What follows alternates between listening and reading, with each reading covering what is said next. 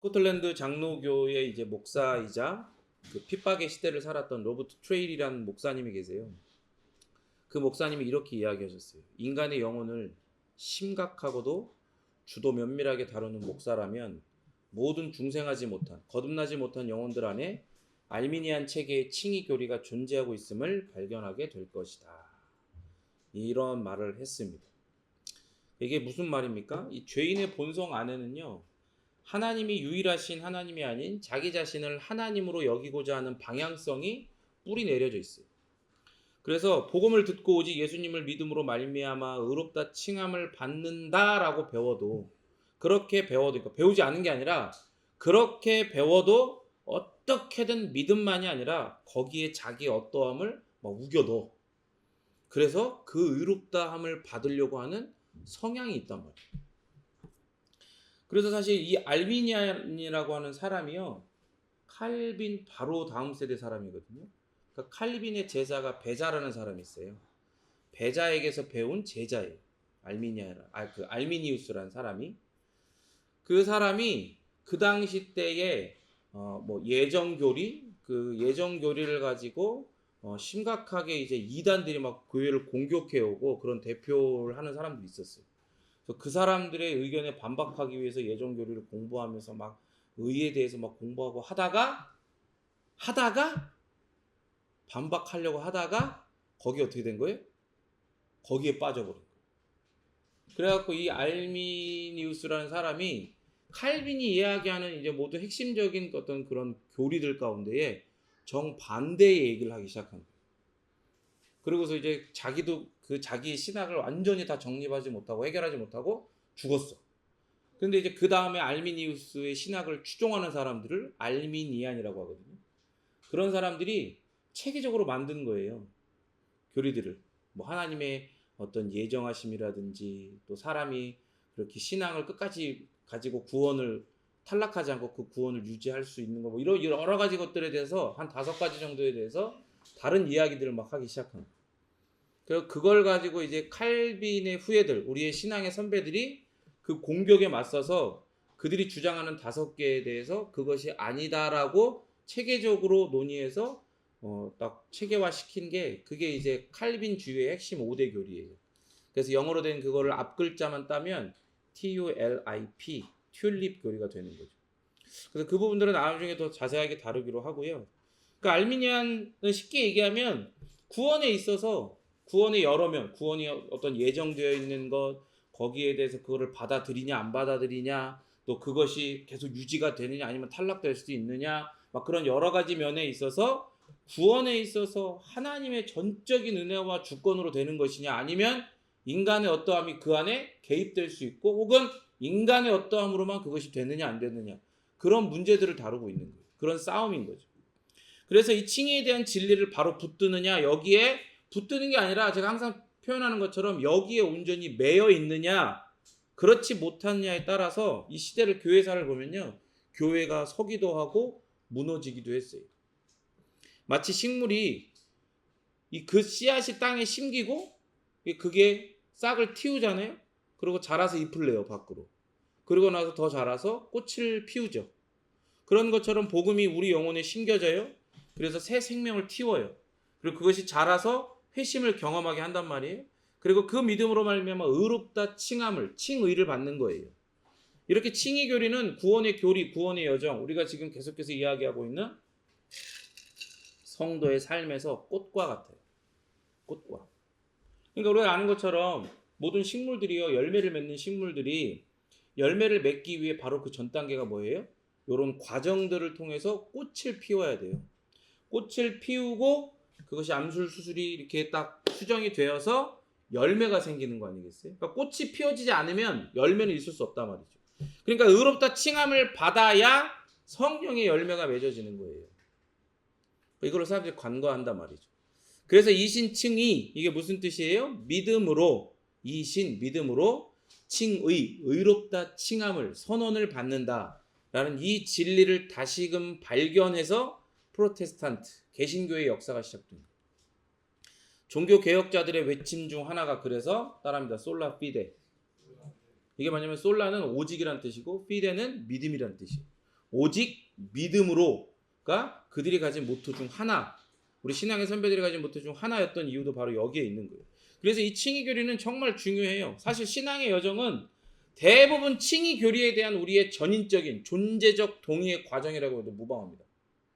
계속해서 우리 삶 가운데에 하나님이 주신 말씀을 통해 우리 신학이 형성되고 그 신학 안에서 우리의 신앙이 나오는 거예요. 그리고 그 신앙을 따라 우리가 삶을 살아가요. 그 과정 속에서 이 칭의 교리에 대한 우리의 본질적인 동의가, 거기에 대한 이해가, 거기에 대한 믿음이 날로 커가고 성숙해가는 거, 성장해가는 거, 그 과정인 거예요. 사실 우리의 죄성 속에 숨겨진 이 알미니안적 칭의론과 교리들이 우리의 삶 속에서 계속해서 드러나고 성경적으로 바르게 개혁되는 과정, 그 개혁을 영어로 뭐라 그래요? Reform이라고 합니다. Reform, 개혁되어진 교회. 그러니까 장로교는 개혁교회예요. 개혁되어진 교회. 그러니까 그것은 끝난 게 아니라 계속해서 개혁을 한다 이 말이에요. 성경적으로. 그러니까 우리의 신학이 리폼이 되잖아요. 그럼 우리의 신앙이 리폼이 되는 거예요. 그리고 우리의 신앙이 리폼이 되면 결국 우리의 삶도 리폼되는 거예요. 계속해서 개혁되어져 가는 거예요. 무엇을 향해서? 하나님의 선하신 뜻을 향해서 그 성경적으로 개혁되어져 간단 말이에요. 이렇게 종교 개혁자, 그 리포머들의 선봉에 선 루터를 그래서 알아야 되는 거예요. 중세 로마 카톨릭의 구원론은 일종의 행위 구원이었어요. 그러니까 자력으로 구원을 받는다는 거예요. 선행을 해가지고. 그리고 그 죄를 자기가 씻는 거예요. 그러니까 인간의 노력을 구원의 좌표처럼 여긴 거예요. 사실은 율법이 좌표의 역할을 한다고 그랬죠. 이정표의 역할. 그래서 그 밑에서, 이정표 밑에서 여기가 목적지라고 하는 게 아니라 그 이정표가 가리키는 예수 그리스도를 향해서 가야 돼요. 그 그리스도 앞에 이르러 회개와 믿음을 경험해야 된단 말이에요. 중생을 따라. 그게 하나님의 선하신 구원의 계획이란 말이죠. 그런데 이 사람들, 신앙의 선배라고 할 수도 없고 우리 교회의 선배라고 할 수도 없고, 뭐 요즘에는 자꾸 그런 얘기를 해요. 뭐 천주교, 카톨릭이 큰 집이다. 교회의 큰 집이래. 형님이래. 제가 한 얘기가 아니에요. 큰 교회 목사님들이 직접 만나갖고 주교를 만나갖고 예전에 했던 얘기들이. 말만 하면 다 아는 목사들이. 정신이 나간 거죠. 신앙이 없는 거예요. 그러니까 그런 사람들이 그렇게 얘기를 했어요. 근데 카톨릭은 그래요. 여기라는 거예요. 그런 바리새인들처럼 여기라는 거예요. 여기. 저기가 아니라, 그리스도께가 아니라 여기라는 거예요. 여기가 굉장히 중요하다는 거예요. 여기 밑에서, 이 율법 밑에서 인간이 행위를 가지고 이 율법을 만족시키고 해서 하나님의 의를 받을 수 있는 이 일 가운데에 우리가 기여할 수 있다는 거예요. 물론 뭐도 필요하다? 예수 그리스도의 공로도 필요하지만 이라는 전제를 가지고. 그러니까 사실 여러분, 이 알미니안을 제가 여러분들한테 가르쳐 드리고 또 그런 것들을 이야기하고 싶어도 되게 조심스러운 게 뭐냐면, 그러려면 오늘 3시간 걸리는 거예요. 왜냐면 복잡해요. 굉장히 다들 이제 사람들이 생각이 다르잖아. 그러니까 근본적으로 그 안에 있는 성향은 알미니안적인 성향이 다 있어. 본성 가운데.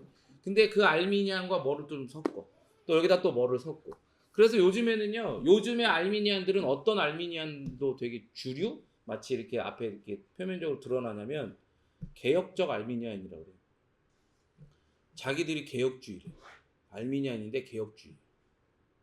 그러니까 마치 이게 뭐 같아요? 뜨거운 얼음. 뜨거운 아이스 아메리카노 주세요. 이런 얘기랑 똑같은 거예요. 희한하죠? 그러니까 복잡해. 굉장히 복잡해요. 그래서 이런 식으로 대충 이제 이런 부분들이 있다라고 알고 이제 우선은 넘어갑니다. 그래서 루터도 사실은 예외가 아니었어요. 루터가 22세에 22살 때 친구랑 함께 말을 타고 가다가 번개가 떨어진 거예요. 그래갖고 친구는 거기서 바로 그 번개 맞아서 즉사하고 자기는 그 옆에 있어 말을 타고 떨어져 나간 거야. 죽을 뻔한 거죠. 그 이후에 죽음에 대한 두려움 때문에 자기는 신부로 살겠다고 서원을 해. 두려움 때문에. 조금이라도 그렇게 신부로 살며 거룩하게 살면 구원받을까 싶어서. 그러니까 루터의 관심은 그때부터 오로지 뭐였어요? 어떻게 하면 구원을 받냐. 우리가 구원은 처음에 이야기하면서 이야기했죠. 성경은 우리에게 어떻게 하면, 너희가 어떻게 하면 구원을 받느냐라고 절대 이야기하지 않는다. 성경은 너희가 어떻게라고 말을 할 수 없을 정도의 자격을 상실하고 능력을 상실한 존재들. 심지어 뭐라 그래요? 연약한 걸 넘어서 너희들은 완전히 파산되고 죽어있다라고 얘기를 한다고 그랬죠. 그걸 짚고 넘어가는, 거기서부터 시작을 한다고 그랬죠. 그러면서 차근차근 하나님께서 어떤 기이한 열심과 계획과 순종과 성취를 따라 그 은혜 속에서 우리를 구원해 가시는지를 차근차근 이야기하시고 그것을 통해 그 말씀을 통해 우리를 설득하신다 그랬어요. 그게 하나님의 구원의 방식이에요. 우리가 어떻게 해야 구원을 받는가가 아니라. 그러나 루터는 알고 있는 게 그것밖에 없어. 그 당시 가르치고 있는 게 그거니까. 교회에서 가르치는 게 그거였어요. 카톨릭에서 어떻게 하면 구원을 받을 수 있을까? 이렇게 하면 구원을 받을 수 있다라고 가르치는 거예요. 그래서 구원받기 위해 온갖 고행을 스스로 자처했어요. 인간으로 살 수 있는 대부분의 모든 노력을 다 했어요. 제가 얘기했잖아요. 어떤 경우에는 똥밭에 들어가서 굴러보고 같이 먹어봐야 안다고 했죠. 루터가 그런 경우였어요. 가르쳐주는 사람이 없으니까 눈앞에 보이는 똥밭에 우선 굴러보는 거야. 거기서 고생이랑 고생은 다 해보는 거야. 그럼에도 루터는 마음에 어때요? 점점 더 평안하고 구원을 향해서 가까이 다가가는 게 아니라 계속해서 번민만 들어. 마음에 평안이 없어. 그러던 중 인간의 의로움에 대해서 고민하기 시작했는데 처음에는 이 문제를 풀어보려고 극심한 고행과 철저한 경건 생활을 하는 거예요. 그럼에도 사람의 노력으로는 해결할 수가 없죠. 안 되는 거예요. 그래서 루터는 인간의 의를 이루기 위해서 고해성사에 목숨을 걸다시피 했어요. 그래서 루터가 얼마나 그 자기의 죄를 철저히 고해를 했냐면 그 루터의 죄 고백을 듣던 신부가 미칠 지경이었어요. 귀에서 피가 나는 거죠. 계속해서 정말로 자기의 이런 모든 마음과 그런 죄들을 낱낱이 면밀하게 살피고 그것을 다 고백하는 거예요. 왜? 그렇게 자기를 씻어야 된다고 생각을 하는 거예요. 내가 내 힘으로 그것을 씻어서 하나님 앞에 우선 구원에 이르네 만에하는 그 지점에 우선 서야 될 거 아니야 라고 생각을 하는 거죠. 아예 자격도 없는 채로 있는 게 아니라 그 자격을 자기가 확보하고 싶은 거예요. 그러나 이러한 철저한 고백에도 죄 고백에도 인간의 의를 이루는 데는 소용이 있을까요? 없을까요? 아무 소용이 없어요. 유익이 없는 거예요. 그러던 차에 루터가 어거스틴의 책을 읽게 됩니다. 그러면서 은혜의 교리에 눈을 떠요. 그러면서 결정적으로 로마서를 연구하던 중에 로마서 1장 17절 복음에는 하나님의 의가 나타나서라는 이 구절을 발견하면서 그의 인생이 이제 흔히 말로 디비지죠. 완전히 뒤집어지는 거예요. 패러다임 시프트가 일어나는 거예요. 자기가 갖고 있던 모든 구원에 대한 패러다임이 완전히 뒤집어지는 경험을 하게 됩니다. 그러면서 루터가 이렇게 이야기했어요. 수많은 낮과 밤을 고민한 끝에 마침내 진리를 발견했다. 복음에는 하나님의 의가 나타나서와 오직 의는 믿음으로 말미암아 살리라는 문맥을 보게 된 것이다. 거기서 나는 하나님의 의란 그분의 선물임을 알게 되었다. 하나님의 의란 복음으로 말미암아 계시된 것이었다. 자비로우신 하나님은 복음을 통해 의를 나타내시고 이를 믿는 우리를 의롭다고 하시는 것이다. 이렇게 고백을 한 거예요. 그래서 루터는 구원의 문제는 인간의 노력이나 선행에 의해서가 아니라 하나님이 오직 은혜로 주신 선물임을 알게 된 거예요. 루터는 그래서 이렇게 고백해요. 이 진리를 깨닫는 순간 열린 문을 통해 낙원으로 들어가는 것 같았다라고 그렇게 고백을 합니다. 여러분, 이게 바로 성경이 가르치는 핵심적인 구원에 대한 진리예요. 중세교회가 잃어버렸던 그 구원의 진리를 잃어버려가지고 1000년 동안 암흑의 시기를 살아요. 그런데 루터가 그 1000년 만에 이것을 다시금 발견한 거죠. 루터가 발견한 겁니까? 하나님의 은혜로 그게 발견된 거예요. 그래서 개신교는 이 칭의교리 위에 그 칭의교리의 기초 위에 세워졌다고 해도 과언이 아니에요. 그래서 칭의가 뭐예요? 아까 이야기한 것처럼 한마디로 말하면 하나님이 죄인을 의롭다라고 선언해 주시는 거예요. 근데 우리가 이 하나님의 어떠하심을 깊이 묵상하면 이 칭의가 얼마나 놀랍고 위대한 것인지 더불어 깨달아지게 됩니다. 하나님은 단순하게 얘기해서 하나님은 무한하고 영원하고 불변하시죠. 그럼 하나님의 이 의롭다라고 하는 죄인을 향한 선언은 무한한 선언이며 불변하는 선언이며 영원한 선언이 되는 거예요. 그것을 아니다라고 반박할 수 있거나 그것을 취소할 수 있는 그 어떤 존재도 없어요. 왜? 그것이 아니다라고 반박하거나 그것을 취소하려면 하나님보다 더 놀라운 능력과 존재성을 가져야 됩니다. 그러나 우리가 아는 바, 우리가 믿는 바 하나님의 그 자존성을 뛰어넘는 존재는 그 어떤 존재도 없습니다. 마치 이런 거예요. 내일 사형이 집행 예정된 사형수에게 마지막 만찬을 딱 줘서 그걸 눈물 흘리면서 먹고 있어. 자, 내일 죽는구나 이러고 있는데 갑자기 대통령이 특별 사면을 내려서 석방을 하는 거예요. 바로 먹던 거 다 집어치우고 짐 싸들고 감옥에서 나오는 거예요. 칭이란 이처럼 심판장이신 하나님께서 죄인들에게 따라합니다. 무죄를 선언하시는 것과 같아요. 칭의는 우리 속에서 어떤 경험적인 변화가 생기는 게 아니에요. 이게 법적 선언이거든요. 마치 성경에서 어떤 문학적으로 묘사하는 하늘 법정에서 심판장이신 하나님께서 영원한 이 법적 선언을 하시는 거예요. 너는 이제 뭐다? 유죄가 아니라, 사망이 아니라 무죄다. 그리고 영원한 생명이 너에게 주어진다. 그게 칭의로부터 시작되는 거예요. 그래서 칭의가 왜 어떤 이런 느낌이 없냐? 왜 경험되었을 때 뭐가 짜릿짜릿하고 뭐가 눈물이 뭐 이런 게 없냐? 이게 법적인 선언이기 때문에 그래요.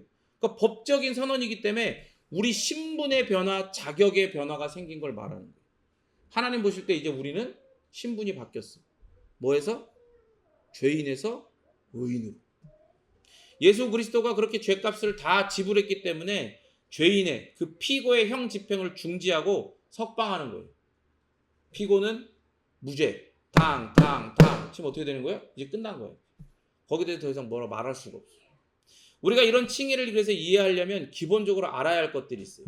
하나님께서 죄인인 우리를 의롭다고 하시는 근거가 뭐냐? 그걸 먼저 알아야 돼요.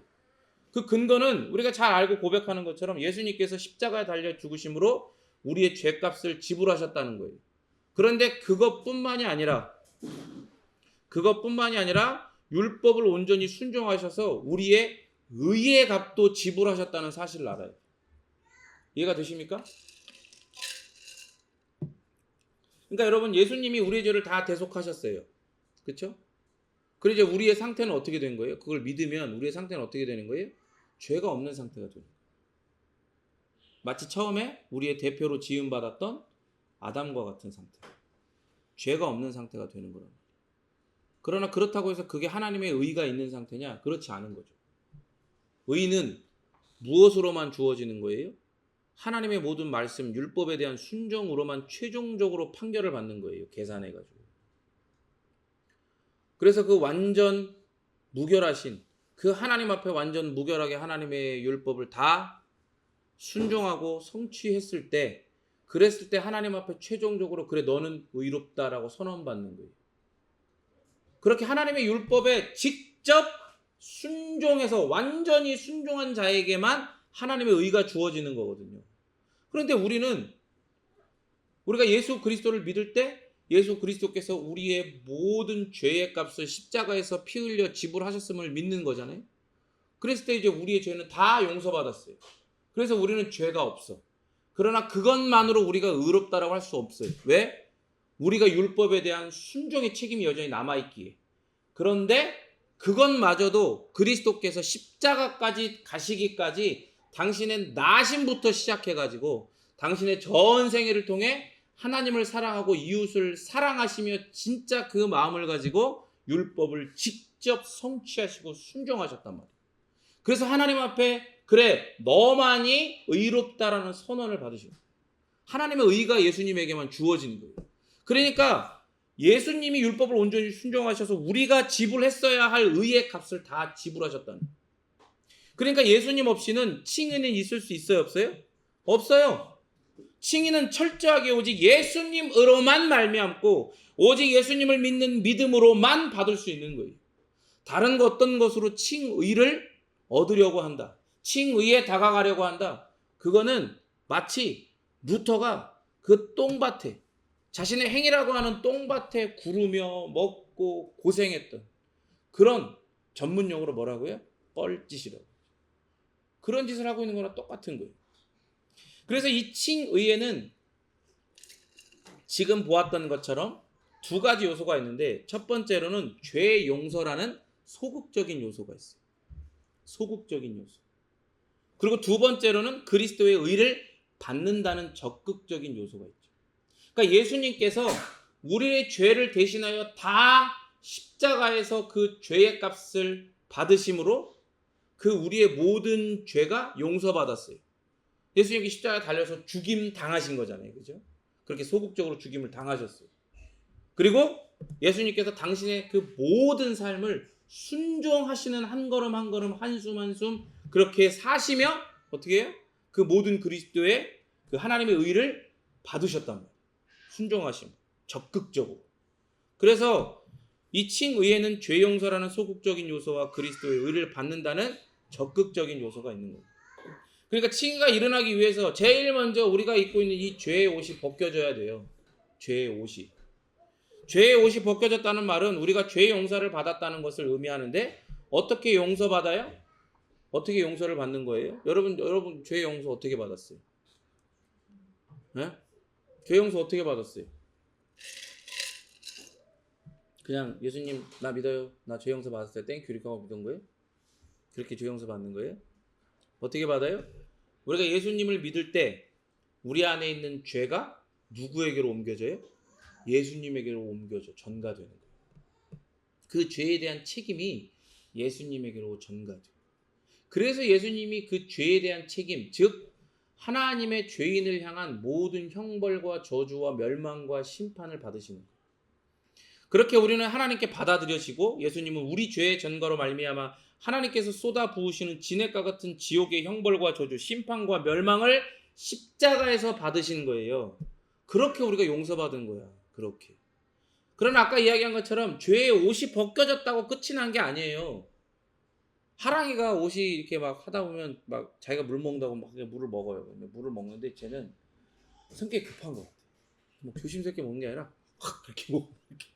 그래갖고 지금보다 더 어릴 때는 물을 먹다가 코에 들어 막 이러고 막 난리를 쳐요. 항상 물을 먹을 때, 뭐 음료수를 먹을 때도 마찬가지고 색깔 있는 걸 먹을 때도 마찬가지. 항상 이렇게 먹으니까 계속 이렇게 다 젖어오고 있어. 다 더러워지는 거야. 그러면서 지가 계속 자기가 하겠대. 내가 그죠? 그 사람은 죄인은 어리건 어른이건 장성한 간에 다 나 3종 세트야. 내가 병에 걸려있어. 죄인은 그런 거야. 그럼 보세요. 하랑이가 그렇게 옷이 더러워졌어. 그럼 그것을 벗겨요. 그죠? 그걸 계속 입고 있으면 더럽고 또 여름에 이제 막 에어컨 틀어놨는데 그것 때문에 추우니까 감기 걸릴 수도 있으니까 옷을 벗긴단 말이에요. 그러면 엄마 아빠가 하랑이 옷을 벗겨놓고 야 됐어 돌아다녀. 그럼 발가벗긴 채 돌아다녀 막 음식점이면 어디고 막 쇼핑센터 어디 막 돌아다녀. 그러지 않죠? 뭘 입혀요? 새 옷을 입히잖아요. 깨끗한 옷을 입히잖아요. 마치 그런 것처럼 새롭게 입는 옷이 우리의 죄의 옷을 벗어버리고 발가벗은 우리를 가려주는 의의 옷을 입는 거예요. 의의 옷. 이걸 칭의의 적극적인 요소인 의의 성취라고 합니다. 그러니까 그 의는 누가 성취한 거예요? 내가요? 오직 예수님만이 성취한 거예요. 나는 여기에 그 어떤 0.0001%도 어떤 부분에서도 기여할 수가 없어. 오직 예수님만이 성취하신 거예요. 근데 그 성취를 어떻게 하시는 거예요? 나에게 전가시켜 주시는 거예요. 우리의 죄가 예수님께로, 예수님의 의가 나에게로 이렇게 십자가에서 이중 전가가 전 우주에서 모든 시대와 시간에서 가장 아름다운 교환이 일어나서 우리는 하나님 앞에 의롭다라고 선언을 받는 거예요. 그 아름다운 교환을 통해서. 그렇게 우리가 하나님 앞에 나아갈 때, 오늘 이 예배 가운데 나올 때 우리는 어떤 옷을 입고 나옵니까? 아니 어떤 옷을 입어야만 합니까? 자기의 선행이라는 옷, 자기의 경건이라는 옷, 신앙적 행위라는 옷. 비록 이 옷들이 사람들이 와 완전 트렌드하다. 저거 완전 명품인데 와 저거 어떻게 입지? 막 이러는 거야. 막 인정해주고. 그러나 하나님의 눈에는 그건 뭘로 보여요? 그거는 다 거적대기로 보여요. 구멍 숭숭숭 나 있고 완전 더러워 곰팡이 피고 더러운 걸로 보여요. 옷이 아니야 그거. 거적대기로 보여요. 오직 예수님 때문에 예수님과의 연합 안에서 우리에게 입혀진 의의 옷만이 가장 아름답고 순결하며 영원한 옷으로 하나님께 인정을 받는 거예요. 예수님께서 우리에게 이 의의 옷을 입혀주시기 위해서 율법의 모든 요구를 완전히 당신의 삶을 통해 순종하시고 성취하셨어요. 우리의 첫 번째 대표였던 아담은요, 이 율법에 온전히 순종하지 못했어요. 그러나 예수님은 이 율법을 다 이루시기까지 완전히 순종하시고 완전히 사랑하셨단 말이에요. 죽기까지 사랑하시고 죽기까지 순종하셨어요. 그래서 이 모든 의를 다 이루시고 그 사실을, 이 진리를 믿는 자에게 당신에게만 있는 이 의의 옷을 입혀주시는 거예요. 그 성경은 이걸 뭐라고 그럽니까? 이것을 어린 양의 흰옷이라고 얘기해요. 어린 양의 흰옷. 하나님께서 우리를 의롭게 하실 때 나를 보고 의롭다라고 하는 게 아니에요. 결코 아니에요. 절대 아니에요. 오직 예수님께서 입혀주신 옷, 그 옷을 입고 있는 나를 보고 의롭다라고 하시는 거예요. 그렇게 칭의의 근거는 오직 100% 누구에게만 있어요? 예수님에게만 있습니다. 여러분 믿으십니까? 여기에 여러분의 신앙을 메어놔야 돼요. 여기에 아까 이야기했잖아요. 나는 그걸 믿는다.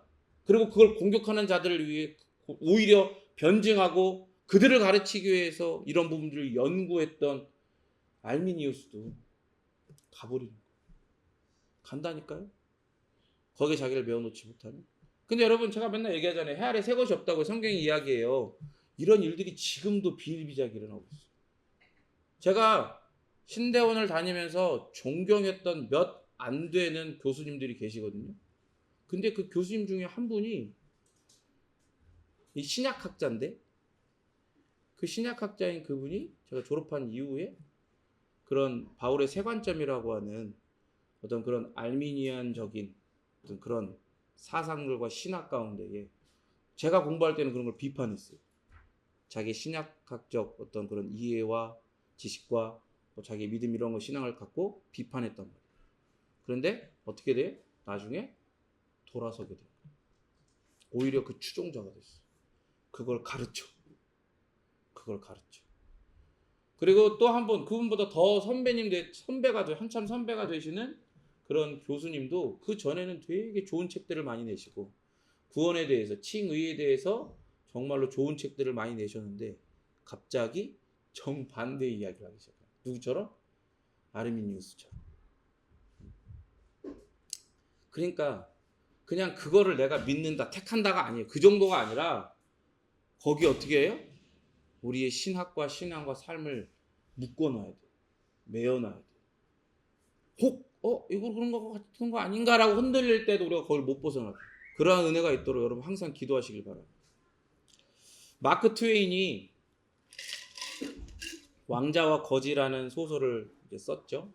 그래서 이 소설을 뭐 모르는 사람은 아마 거의 없을 거예요. 뭐 학교를 다니면서 교과서에도 실려 있고 또 연극이나 영화 같은 것들로 수없이 시대 가운데 많이 이제 만들어져서 각색되어서 우리가 다 보았기 때문에 거기를 보면 그 두 명의 이제 사람이 나오죠. 에드워드와 켄티라는 사람이 나와요.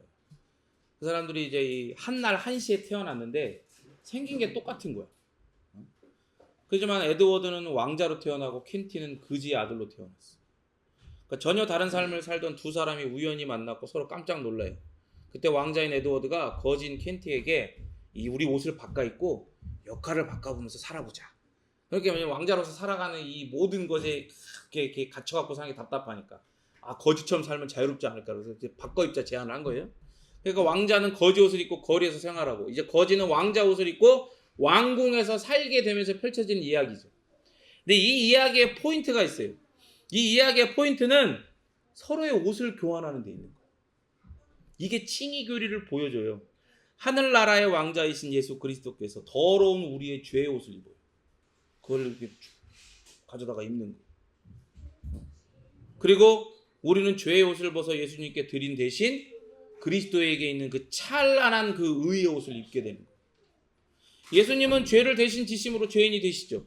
우리는 의의 옷을 입음으로 하나님 앞에 그 본질적으로 우리의 본성 가운데에 죄성이 있고 여전히 죄인처럼 여겨져도 합당한데도 불구하고 이제 우리는 의인으로 여겨지는 놀라운 변화가 일어나는 거예요. 우리의 죄짐을 떠맡으신 예수님이 나 대신 심판을 받게 된 거예요. 루터는 이런 죄와 의의 이 아름다운 교환을 발견하고 이렇게 외쳤어요. 주 예수여, 당신이 나의 의이시며 나의 죄는 당신의 것이 되었습니다. 당신은 내 것을 당신의 것으로 취하셨습니다. 당신은 당신의 것을 나에게 주셨습니다. 당신은 당신이 아닌 모습을 취하셨으며 내게 나의 것이 아닌 당신의 모습을 주셨습니다. 라고 고백합니다.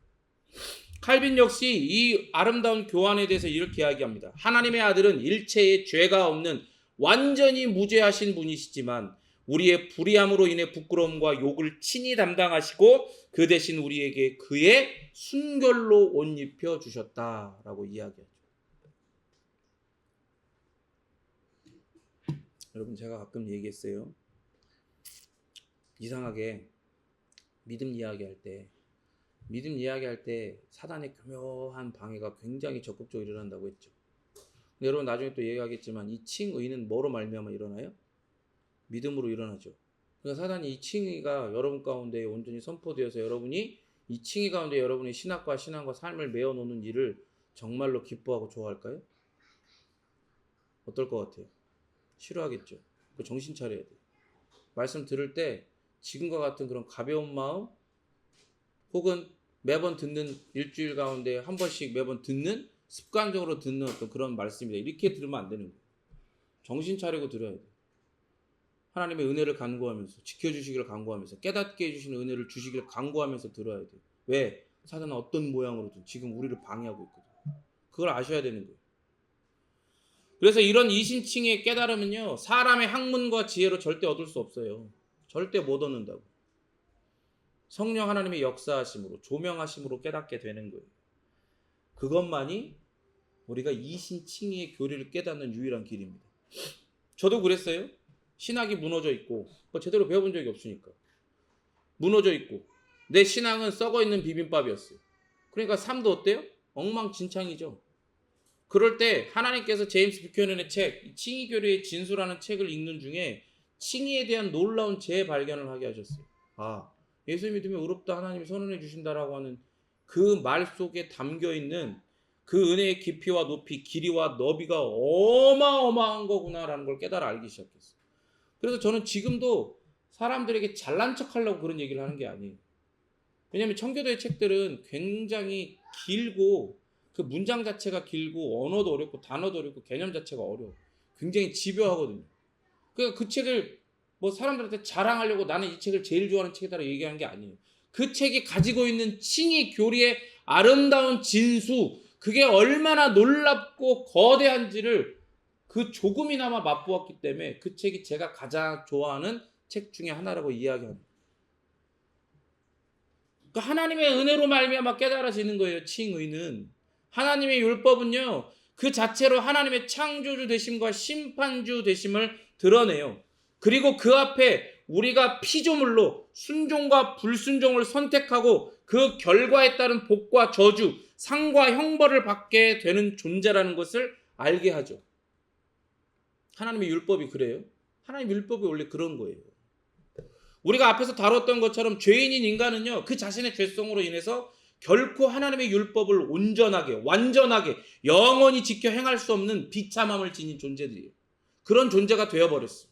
근데 여기에서 벗어나 하나님의 율법을 지켜 행함으로 복과 상을 받을 가능성 있는 자체가 아예 없는 그런 파산된 실존을 가지고 있잖아요. 근데 여기에서 사람들이 흔히 간과하는 게 있어요. 그냥 대충 얼버무려서 넘어가는 거. 뭐가 있냐? 형벌은 죄인이 그 범한 죄의 값, 그 죄에 대한 합당하고도 정당한 보응이에요. 무슨 말인지 이해가 돼요? 이해가 되세요? 죄 지었으면 벌 받아야 된다고. 그게 당연한 거예요. 그게 하나님이 율법을 주신 그 율법 속에 담겨있는 원리예요. 그리고 그 성경은 그 값, 보응이 뭐라고 선언해요? 죄의 삭은 사망이라고 선언해요. 이 사망은 사람이라면 누구나 마주하게 되는 그런 사망, 어떤 일시적인 사망을 말하는 게 아니에요. 문제가 육체와 영혼의 일시적인 분리, 분해, 이런 게 아니라는 거예요. 혹 어떤 사람들은 그런 거 무서워할 필요 없어. 영혼이 멸절돼. 그냥 없어져 버려. 불타서, 지옥불에 불타서 없어져 버려. 의식적인 인간의 존재가 그냥 파괴되어갖고 사라져 버리는 거. 이렇게 말하는데 그것도 그런 사망을 이야기하는 게 아니에요. 그리고 사실 이런 자들이 말하는 것들은 성경적이지 않은 이단적 사상이에요. 절대 그렇지 않아요. 영혼은 누가 만드신 거예요? 하나님이 만드셨어요. 하나님은 영원하시죠. 그렇기 때문에 우리의 영혼은 그런 식으로 없어지는 게 아니에요. 그래서 이런 사람들이 말하는 것들은 성경적이지 않고 존재하지 않는 헛된 사상이니까. 사람이 살면서 또 이렇게 이해하는 사람도 있어요. 사람이 살면서 기호식품을 많이 섭취하는 거예요. 예를 들면 담배가 될 수도 있고 뭐 술이 될 수도 있고 뭐 그런 걸 섭취하는 거야. 그런데 그걸 적당히 하면 뭐 말로는 뭐 더 건강해진다 그러는데 그렇게 건강해진 사람 못 봤어. 근데 그걸 많이 먹으면 자기 삶에서 서서히 건강을 잃어가고 죽어가는 것처럼 이 죄와 형벌도 그렇게 생각하는 사람이 있어요. 아, 우리는 건강한데, 우리 원래 건강한데 죄를 지으면 지을수록 서서히 담배와 술이 자기를 죽이는 것처럼 죄로 인해 서서히 죽어간다. 근데 여러분, 성경이 말하는 죄의 삭신 사망, 그 율법을 지키지 않은 도홍인 사망은 이런 류의 사망이 아니에요. 절대 그런 게 아니에요. 사람들이 간과하는 거 이게 가장 중요한 건데 사망이 먼저 우리에게서 무엇을 빼앗아 가는가 그걸 먼저 캐치해야 돼. 뭐냐? 이게 제일 중요한 건데 죄의 대가로서의 사망이라는 형벌은요. 우리에게서 먼저 생명 그 자체이신 하나님의 은혜와 내 생명보다 더 나은 하나님의 자비하심의 상실을 뜻하는 거예요. 죄를 지은 인간에게 어떤 것이 먼저 찾아오냐? 그 사망이 우리에게 가져오는 먼저 된 것은 생명 그 자체이신 하나님의 은혜를 잃어버리고 내 생명보다 더 나은 하나님의 자비하심, 그 자비하심 가운데 하나님과 누리는 교제, 그 아름다운 것들을 다 잃어버리는 거예요. 그걸 잃어버리는 거예요. 이게 사람들이 간과하는 부분이에요. 죄는 하나님에게서만 오는, 하나님에게서만 얻을 수 있는 모든 선하고 아름다운 복과 은혜, 하나님의 자비하심과 인자하심 등을 싹 다 잃어버리게 만들어요. 거기서부터 단절되게 만들어요. 피조물에게 이런 하나님의 모든 좋고 선한 것은 당연히 주어져야 하는 것, 이게 기본값 이런 게 아니라는 거예요. 여러분 생각해 보세요. 피조물을 창조하시고 그 이후에 어떻게 대하시는지를. 이것도 창조주의 뜻대로 그렇게 대하신 거예요. 그렇게 대해야만, 아니 우리의 존재가 예를 들어 아담이 죄가 없이 지음 받았어요. 모든 지정의가 우리에 비해서 온전히 창조받았어요. 그렇다고 해서 그가 하나님 앞에 인정받고 하나님의 모든 은혜와 자비와 복을 누릴 만한 자격이 있는 게 아니라는 거예요. 그게 기본값이 아니라는 거예요. 그런 대우를, 그런 은혜를, 그런 자비를 베푸시는 이유는 누구의 뜻대로예요?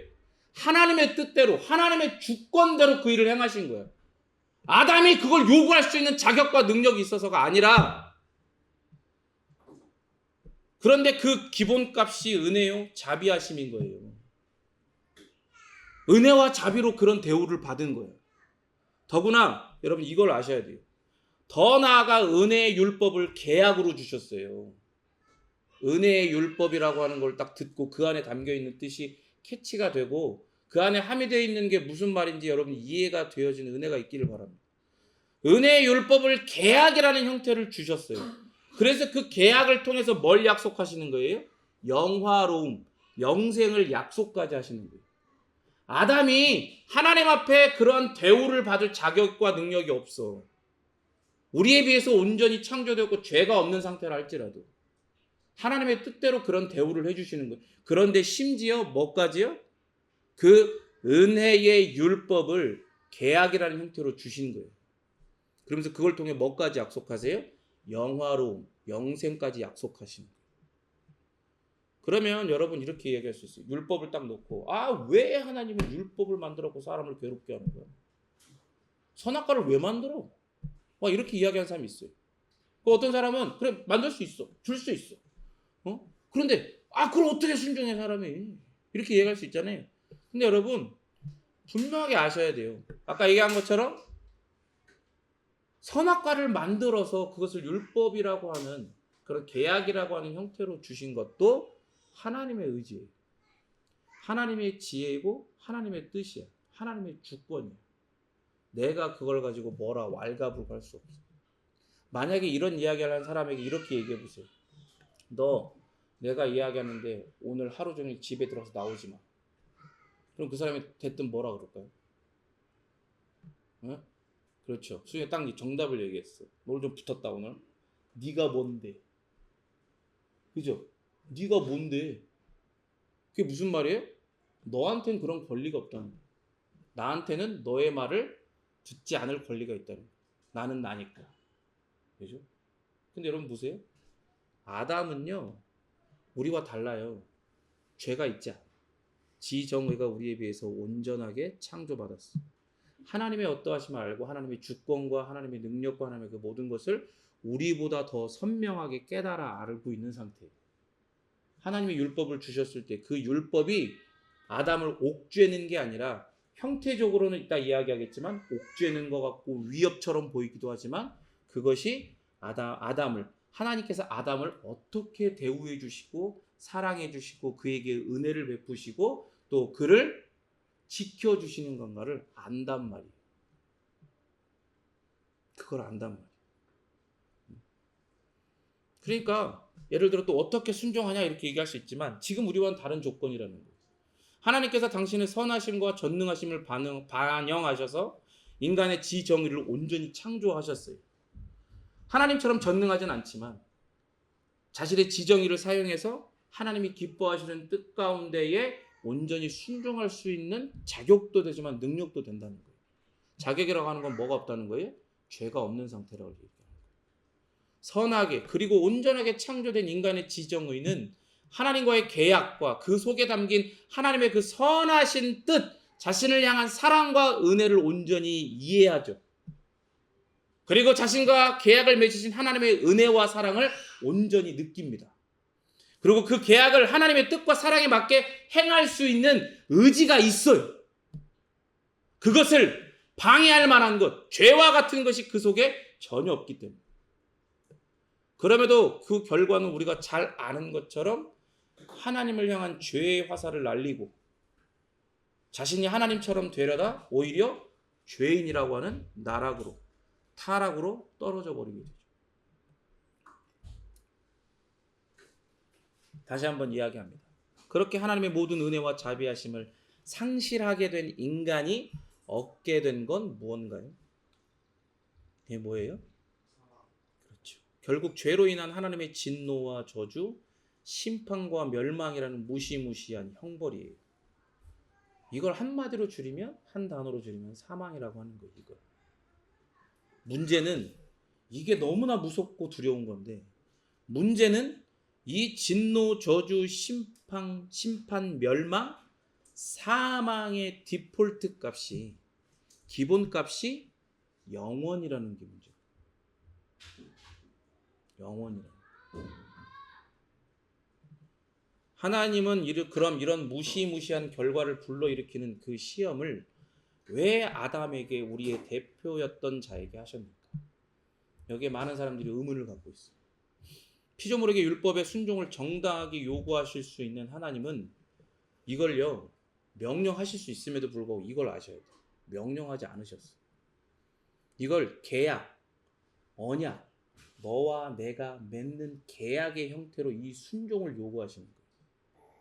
계약이라고 하는 건 이걸 했을 때 어떤 결과가 주어진다는 거잖아요. 그죠? 그래서 이 언약이라는 것 자체가 오직 죄를 범할 경우에만 사망이 임한다는 걸 그 속에서 무섭게 암시하는 거예요.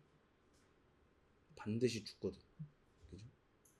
그게 마치 위협하는 거죠. 이 계약을 딱 줘서 막 위협하는 거예요.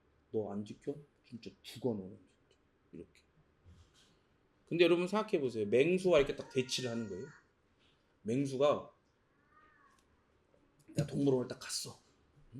와, 푸바오다 말고 보고 있는데 갑자기 푸바오가 막 기어 올라가고 우리 밖으로 나온 거야. 그럼 사람들이 와, 푸바오다 계속 그럴까? 도망가요. 우와, 나왔다 이러면서 가 손 만지고 막 이러면 안 그런다고.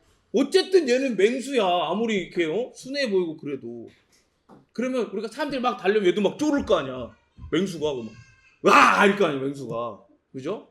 하랑이한테 막 와 이런단 말이야. 그러면 이게 지금 뭐 하는 거예요? 맹수가 확 달려들어갖고 막 해치지 않고 와 하는 거. 여러분 제가 예전에 시골에서 어렸을 때 그 기억이 아직도 선명해요. 아직도. 그 친척집에, 시골에 있는 친척집에 가는데 한여름이에요. 제가 그 마루에 딱 앉아있는데 그 마당에 저기 친척분 아주머니가 이렇게 걸어오고 계셨어요. 근데 그 집에 개가, 그 엄마 개가, 암컷 개가 그 아기를 낳고 막 젖을 물리고 막 그런 때였거든요.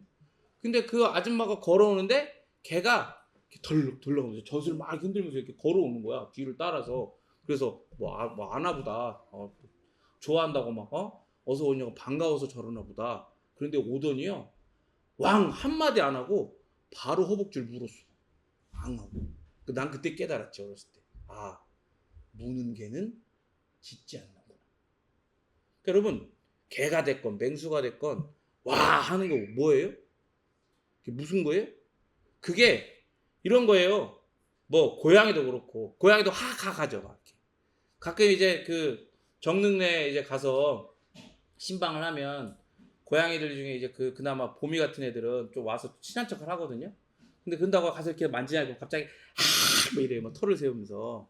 그래서 이렇게 만질라고 하면 이렇게 냥냥 펀치를 막 때린단 말이에요. 팍 때리고 막. 근데 정말로 얘가 나를 원수처럼 여기고 정말 무서워가지고 나는 너를 죽여버리겠다. 그래서 막 달려들고 막 그러지 않아. 왜 그런 거예요? 위협을 해. 위협을.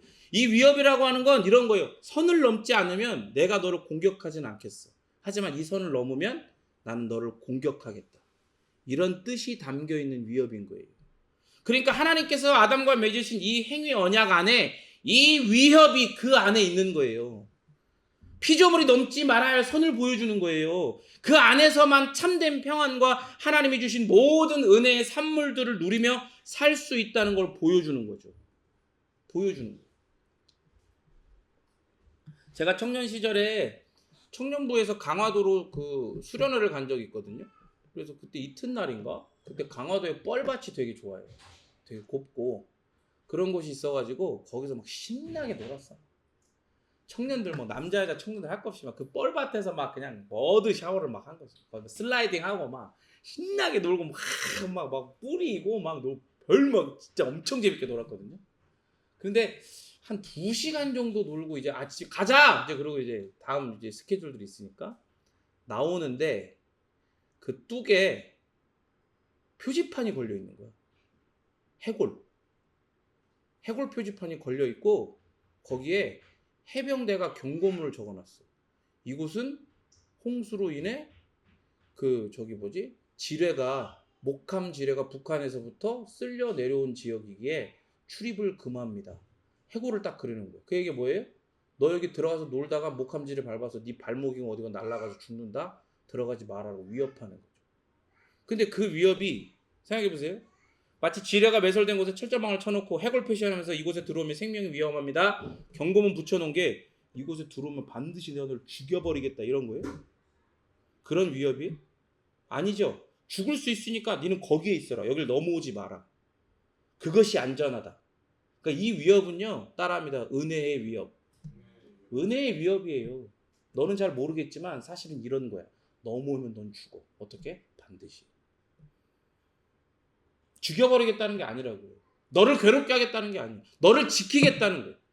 네가 거기서만이 여기가 아닌 거기서만이 참된 평안과 안식을 얻을 수 있다는 거예요. 더불어 생명나무를 통해서 보여주시는 것처럼요. 언약을 성실히 성취하게 되면 영원한 생명, 그 영생을 주시겠다는 게 이 계약이 약속하고 있는 거예요. 그 안으로는 이 은혜의 위협이 그 안에 암시되어 있고 그 밖으로는 뭐가 주어져 있어요? 영원한 생명에 대한 순종의 대가가 사망이 아닌 영원한 생명이라는 걸 보여주는 거예요. 이 영생은 단순히 일시적으로 생명이 계속 연장되는 걸 말하는 게 아니에요. 아까 사망을 얘기했잖아요. 사망이 그렇게 꽥 죽는 거, 영혼이 멸절되는 거, 서서히 죽어가는 거 그런 종류가 아니라고 그랬잖아요. 왜? 하나님의 디폴트 값이 영원이기 때문에 이 사망도 영원히 디폴트 값이에요. 영원한 사망. 사람의 지정의를 가지고 이 모든 것들에 대해 이 영원한 사망에 대한 완전한 이해를 절대 할 수 없어요. 포착이 안 된단 말이에요. 너무나 두렵고 떨리는 거예요. 그러니까 이 생명도 이 영원한 생명도 마찬가지 불멸하는 존재가 되어서 시간적으로 영원히 삶을 지속하는 거. 1000년, 2000년, 3000년, 만년, 억년 살아가는 게 그게 이 영원이 아니에요. 그따위 것이 아니라고요. 그런 걸 영원이라고 얘기하는 게 아니에요. 이 영생은 하나님의 영혼을 덧입혀 주셔서 그렇게 살아가는 생명이에요.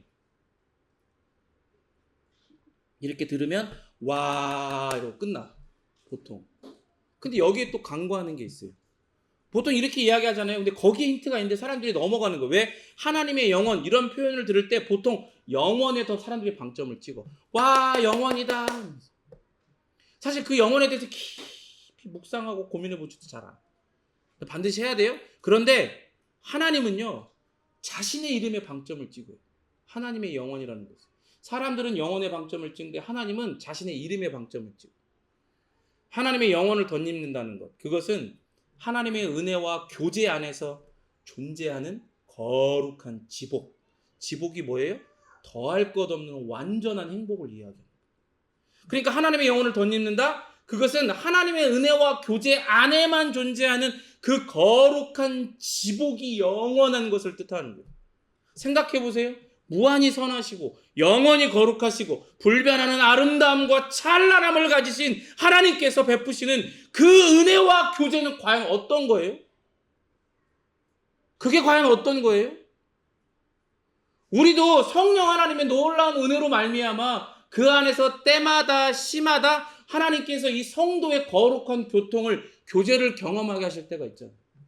말씀을 통해 같은 신앙과 같은 하나님에 대한 고백을 통해 우리 안에서 공유되는 그 놀라운 은혜의 교제들이 있어요. 그게 성령 하나님의 그 하나님의 운행하심 속에서 그 일들이 경험되어진단 말이에요. 그런데 그 일들을 하시는 하나님과 직접적으로 그 은혜의 교제를 한다고 하는 건 과연 어떤 걸까요? 그런 은혜와 교제 가운데 누리는 행복함이 영원한 거예요. 영원한 은혜와 교제가 행복 그 자체인 거예요. 영원, 하나님의 영원 그 자체가 행복이고 은혜이며 이 물질 세계에서는 찾아볼 수 없는 교제라는 거예요. 성부, 성자, 성령 삼위일체 하나님께서 당신의 그 영원함 가운데서 서로를 향한 사랑과 존중으로 누리시는 그 아름다운 교제, 그 교제 속으로, 그 교제가 있는 영혼의 연합 속으로 우리를 이끄신다는 겁니다.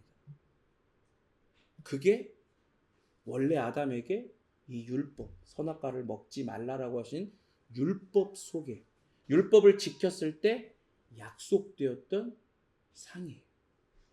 영생, 영화. 이렇게 약속되어진 생명, 영생은 위협되어진 사망과 대조가 되죠. 이렇게 그 약속 가운데에 하나님의 복과 저주, 영생과 사망이 함께 존재하는 거예요. 그래서 성경은 하나님의 원래의 의도, 원래의 뜻을 가지고 이렇게 이야기합니다. 신명기 한번 말씀 찾아보겠습니다. 신명기 11장 말씀입니다. 신명기 11장 26절에서 29절 말씀.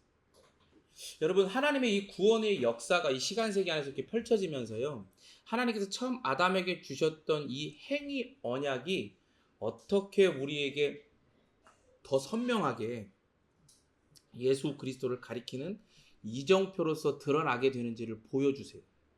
마치 제 기억에 예전에 이제 이 고속도로의 이정표는 녹색이었던 것 같아요. 제 기억에. 그런데 그게 시한성이 더욱더 개선돼서 파란색으로 바뀌어요. 그리고 또 갈림길들을 또 그런 그 도로공사인가 누구 어떤 한 직원의 아이디어로 갈림길 가운데에 색깔이 다른 이 밑바닥에 이렇게 색깔을 달리고 초록색과 핑크색 이렇게 다르게 해가지고 그 길을 따라가도록 헷갈리지 않게 그렇게 하고 점점 더 나아졌어요.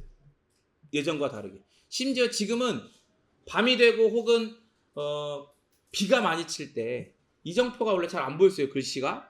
그런데 지금은 조그만 빛만 있어도 스카치라고 하는데 그게 빛을 온전히 반사해가지고 밝게 보여요, 글씨가. 그런 것처럼 하나님의 이 율법도요, 그리스도를 가리키는, 메시아를 가리키는 이정표로서 계속해서 그런 의미에서 발전되어 왔어요. 그래서 이런 거예요. 이렇게 하나님께서 이제 이 신명기 가운데 이스라엘 백성들에게 내가 너희들에게 이제 들어가게 한 이 땅에서 너희들이 내 명령을 지켜 행하면 너희들이 복이 될 것이고, 그렇지 않고 그걸 돌이켜 떠나 너희 하나님 여호와의 명령을 듣지 아니하고 본래 알지 못하던 다른 신들, 이방신들, 우상들, 헛된 신들, 거짓 신들을 따르면 저주를 받을 것이다. 그렇게 선포를 하세요. 그러면서 그냥 그렇게 말로만 하면 안 들을 것 같으니까, 죄인의 본성을 아니까 거기다가 이제 완전히 여기다 새겨주는 거야. 어떻게 해요? 시각적으로 딱 그리심산에 한 명, 그러니까 그리심산에 딱 족속들을 나눠갖고 세우고, 또 에발산에 족속들을 나눠서 세우고, 이 말씀을 선포하는 거죠. 그래서 에발산은 저주가 선포되고 그리심산은 축복이, 복이 선포되는 거예요. 그걸 선명하게 깨닫는, 우리가 어디에 서야 되는 거야. 하나님의 백성은 어디에 서야 되는구나. 그리고 이런 것 자체가, 이런 율법의 선포 자체가 우리에게 위협인 동시에 은혜이고 복이구나라는 걸 깨달으라는, 그게 하나님의 원래 의도였어요. 그런데 여러분, 문제가 뭔지 아세요? 죄인은 그 본성에, 우리가 아까 맨 처음에 서두로 스코틀랜드 목사님이 이야기하신 것처럼 본성에 자기를 중심으로 모든 걸 이해하려고 하는 습성이 박혀 있어요. 자기가 주인공이 돼야 돼요. 주인공병. 나나나나나 걸고. 내가. 그렇기 때문에 이런 율법에 대한 말씀, 복과 저주에 대한 말씀을 대하면 자연스럽게 뭐부터 떠오르는지 아세요? 자연스럽게 이걸 내가 지키네 마네, 내게 그런 능력이 있네 없네, 그런 걸 먼저 떠올려. 자기가 자신을 좀 높게 평가하는 사람은, 그래, 좋았어, 나는 이걸 지켰고 다른 사람들로부터 인정을 받고 하나님 앞에도 내 의를 드러내서 하나님의 그 의를 받아서 이 구원을 완성하고 말겠다, 이런 생각을 하는 사람도 있고, 자기가 자기 자신에 대한 그런 기대가 낮은 사람은 하나님 왜 이런 거 줘가지고, 진짜 하나님 진짜 전능한 거 맞아? 자비하신 거 맞아? 긍휼이 많은 거 맞아? 이거 어떻게 해? 이렇게 불만을 갖는 사람들, 아주 다양한 모습이지만 사실 그 속에는 다 뭐예요? 자기를 중심으로 이해하려고 하는 습성이 박혀있는 거예요. 성경은 그걸 뭐라고 해요? 죄성이라고. 근데 여러분 생각해 보세요. 아까 얘기한 것처럼 이런 율법을 주신 것 그 자체가 어마어마한 은혜예요. 조금 더 생각해 봅시다. 아무리 온전하게 지음받은 아담이라고 해도요, 율법이 주어지지 않았다라고 생각을 해봐요. 그러면 하나님께서 주시는 영화로움을 얻기 위해, 아니죠, 그것 자체가 아니라 그 영화로움이 존재한다는 걸 깨닫기 위해 아담이 해야 하는 일은 도대체 뭘까요? 영화로운 게 있어. 지금 자신은 이 세상을 다스리고 있는 거야. 이 아름답고 모든 것이 정말로 풍족하고 어떤 결핍도 없는 세상이야. 죄가 들어오지 않았기 때문에 어떤 결핍도 없어요. 사망도 없고 배고픔도 없고 질병도 없어. 아무것도 없어. 오로지 좋은 하나님의 놀라운 복과 하나님께서 베풀으신 모든 자연 만물들이 완전하게 하나님의 영광을 비추며 하나님을 드러내고, 내가 뭔가를 열심히 하지 않아도 그냥 하나님이 세워놓은 그 나무 가운데 나오는 열매만 먹어도, 지금은 열매를 먹으면 장마기가 아니라 안 달아. 수박도 달지도 않고 복숭아도 달지도 않고, 비싸기는 오지게 비싼데. 근데 아담이 먹었던 과일들 생각해봐요. 뭐 장마가 있어서 뭐 과일이 다네 안 다네, 그런 거 생각할 필요가 없어. 그죠? 복숭아가 요만하겠어? 복숭아 뭐 이만하겠지. 그런 것만 먹어도 뭐 짐승을 잡을 필요도 없고, 죽음이 없으니까 짐승을 잡아야 된다 생각할 그런 개념 자체가 필요가 없어. 모든 것이 풍족해. 아프지도 않아. 건강하고 튼튼해. 지정의가 하나님의 어떠하심들을 이렇게 온전히 드러내고 거울처럼 비추어내는데 완전히 작동하고 있단 말이야. 그런데 그럼에도 불구하고 영화로움은, 영생은 누구에게만 있어요? 누구에게만 있어요? 그게 하나님에게만 있는 거예요. 인간 자신에게는 있는 개념이 아니에요. 그 흔적이 있는 개념이 아니에요. 몰라. 그것을 자신의 평생을 다해 자신에게 주어진 그 모든 지정의 능력을 다한다고 해도 그 영화라는 것, 심지어 그 영화로움이 자신에게 덧입혀질 수 있다는 것을 깨달을 수나 있었겠냐고. 영화로움을 아예 그냥 포착도 못할 텐데, 혹은 하나님에게만 있는 어떤 것이라고 생각을 하겠지. 그게 나에게 덧입혀질 수 있다고 생각이나 하겠냐고요. 더구나 그러면 설사 깨달았다고 합시다. 하나님의 영화로움, 하나님은 무한하신데 그 영화로움을 덧입을 수 있는 방법을 이제 찾으려면 어떡할 거예요?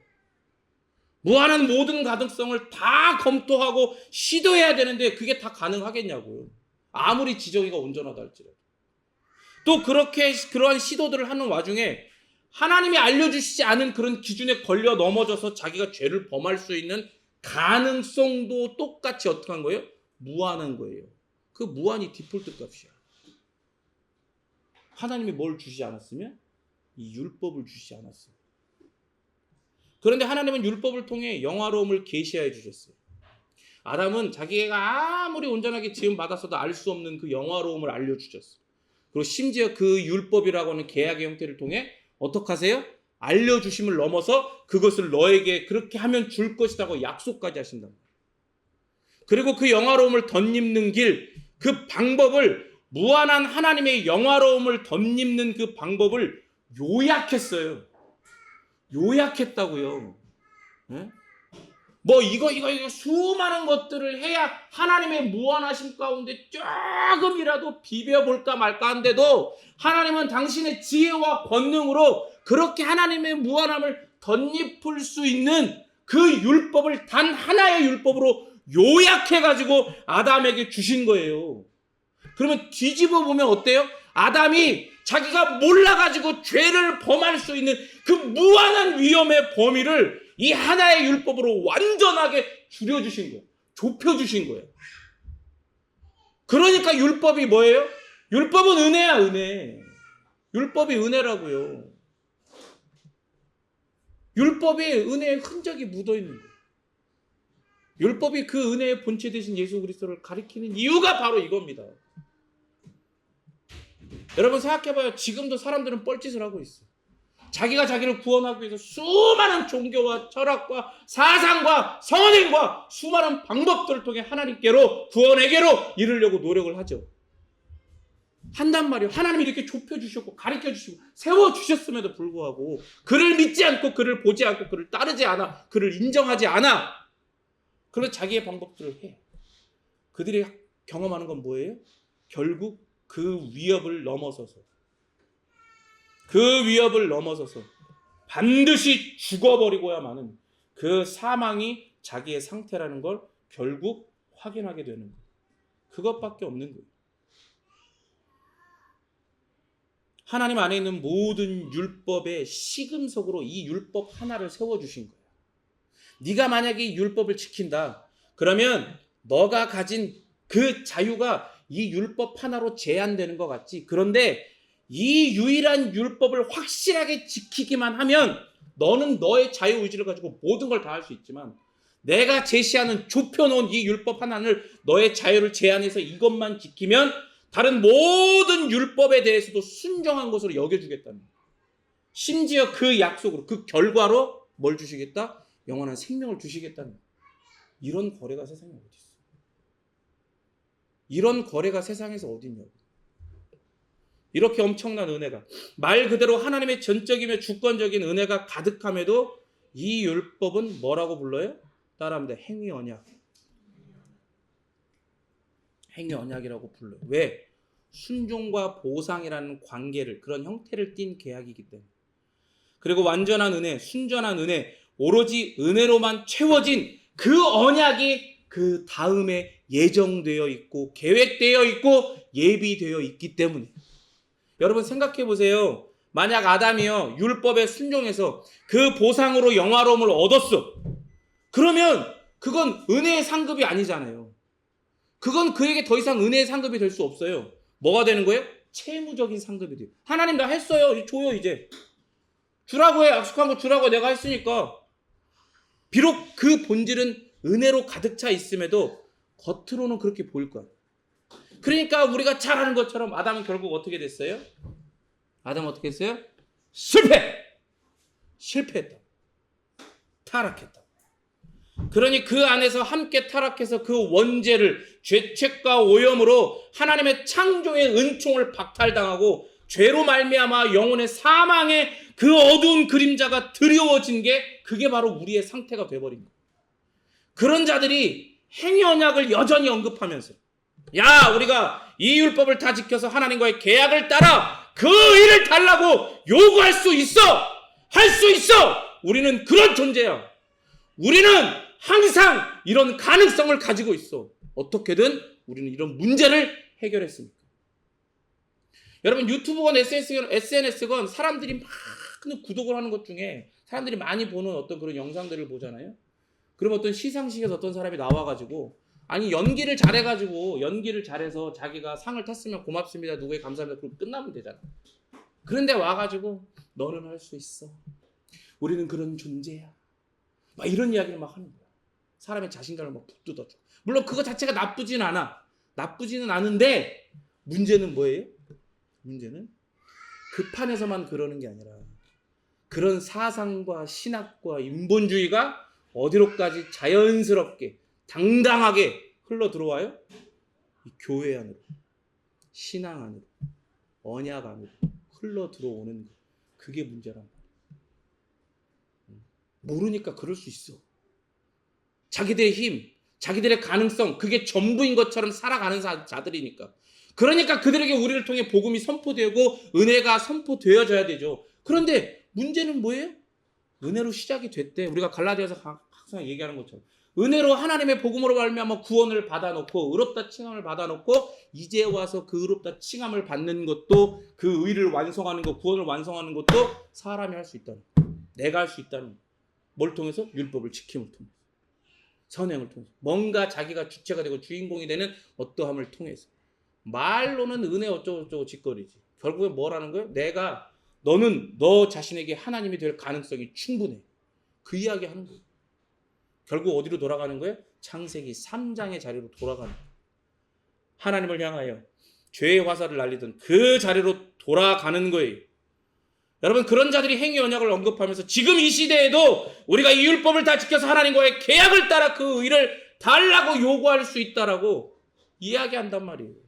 사실은 그런 상태가 아님에도 불구하고 채무자가 채권자인 척하는 그런 신학과 신앙은 그 자체가 이미 생명이 없는 신학이고 신앙인 거예요. 거기엔 생명이 없어요. 영생이 없어요. 왜? 하나님이 그러한 영생을 그런 거지 같은 신학과 신앙에는 약속하신 적이 없으니까. 그래서 원래는 율법을 통해 그 안에 담긴 은혜를 따라 영화로움을 약속하셨지만 이제는 율법이 할 수 없는 어떤 것이 되어버리고 만 거예요. 완전하게 약해지고 상실되어 버린 거예요. 무슨 말이에요? 율법이 약해지고 율법의 완전한 순종이 약속하는 생명이 상실된 것이 아니라 육체가 인간의 타락한 상태를 통해서 그게 약해진 거예요. 우리가 약해진 거야. 우리가 불가능해진 거야. 우리가 죽어버린 거야. 하나님의 율법, 하나님의 말씀은 풀은 시들고 꽃은 말라도, 풀은 마르고 꽃은 시들어도 하나님의 말씀은 영원한 거예요. 불변하는 거예요.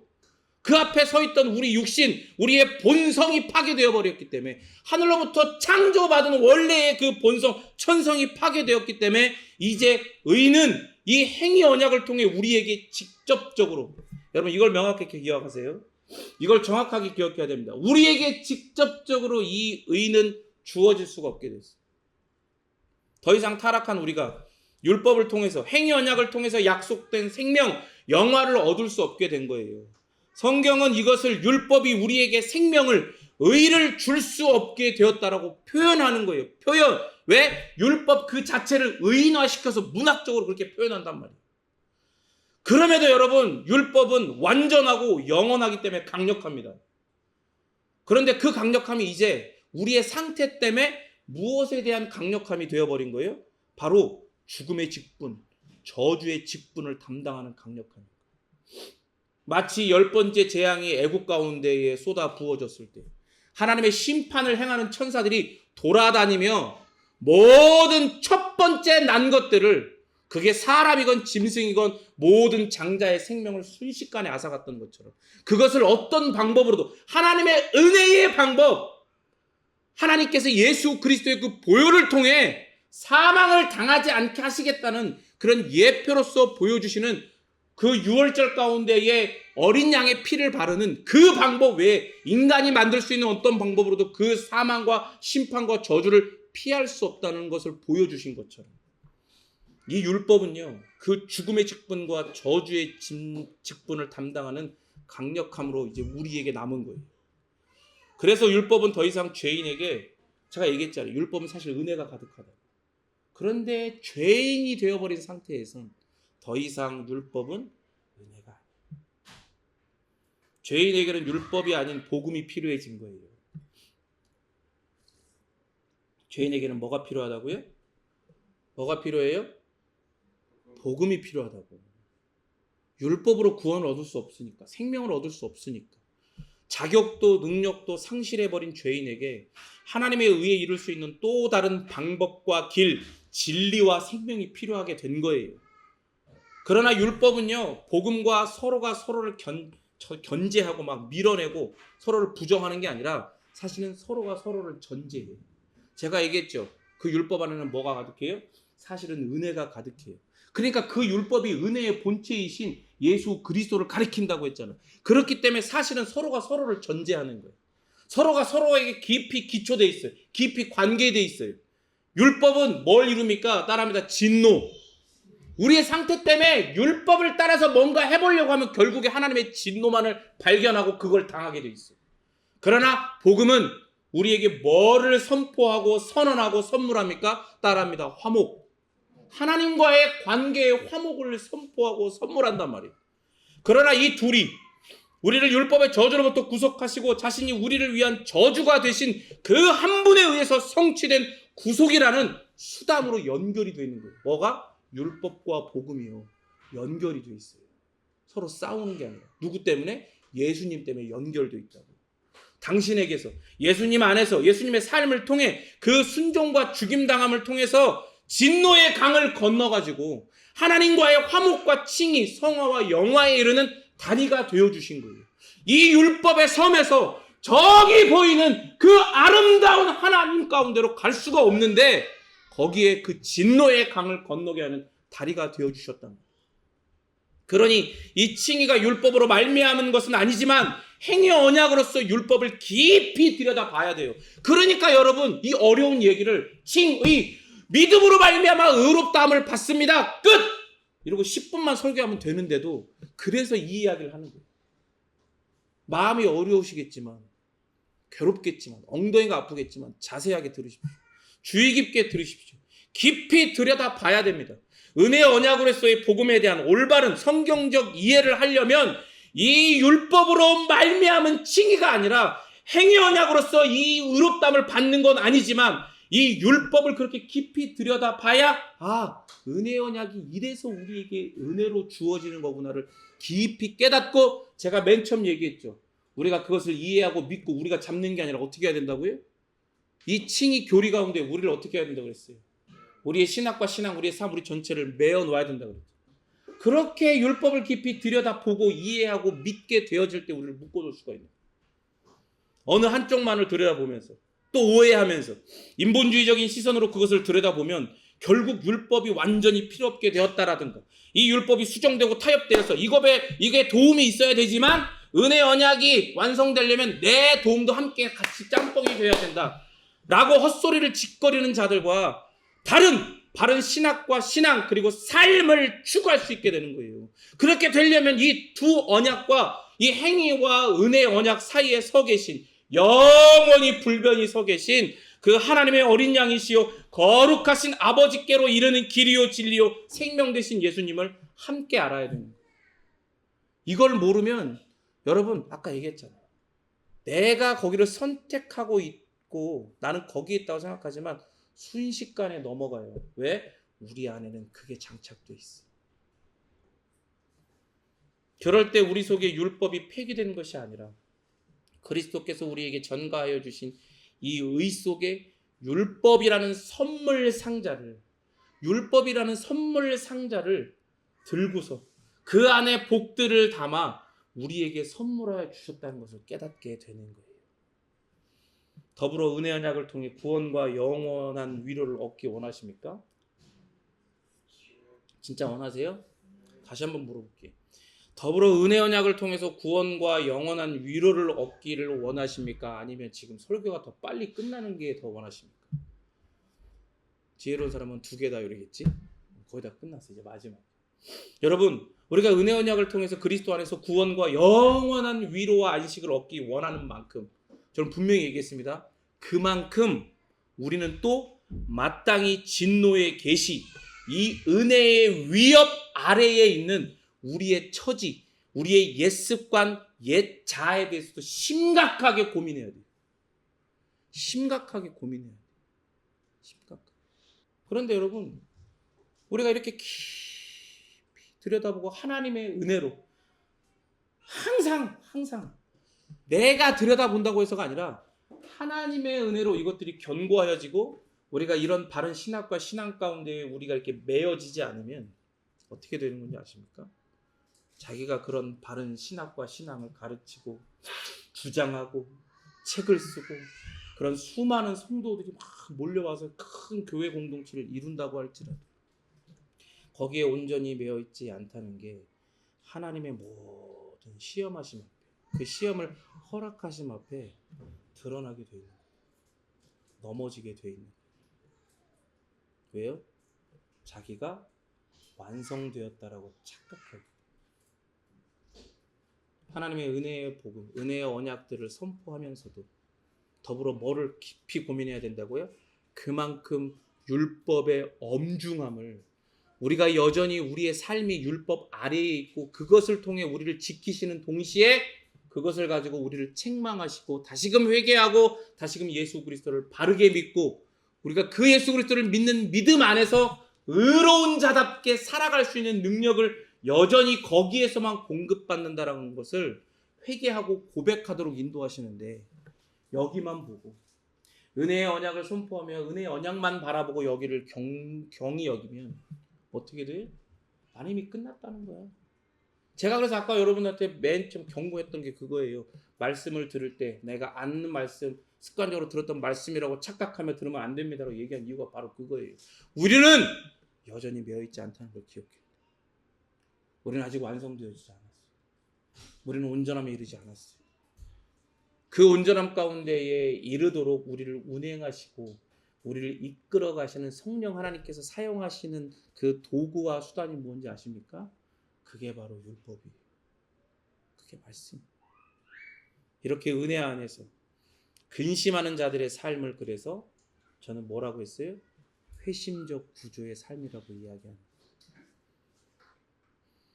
우리에게 이 아름다운 의를 선언받도록 하여 주신 예수 그리스도의 그 은혜를 깊이 묵상하시며 더불어 그 그리스도께서 내가 행했어야 하는 그 율법의 모든 성취를 다 행하셨다는 것을 깊이 생각하고 더불어 그 그리스도께 나에게 입혀주신 그 칭의에 그 아름다운 옷에 여전히 어울리지 않는 거지 같은 모습을 하고 있는 우리의 삶을 더욱더 근심하며 다시금 후회의 자리가 아닌 회개의 자리로 믿음의 자리로 우리를 이끌어 주시도록 더욱더 간절히 구하는 여러분 되기를 진심으로 바랍니다. 기도하겠습니다.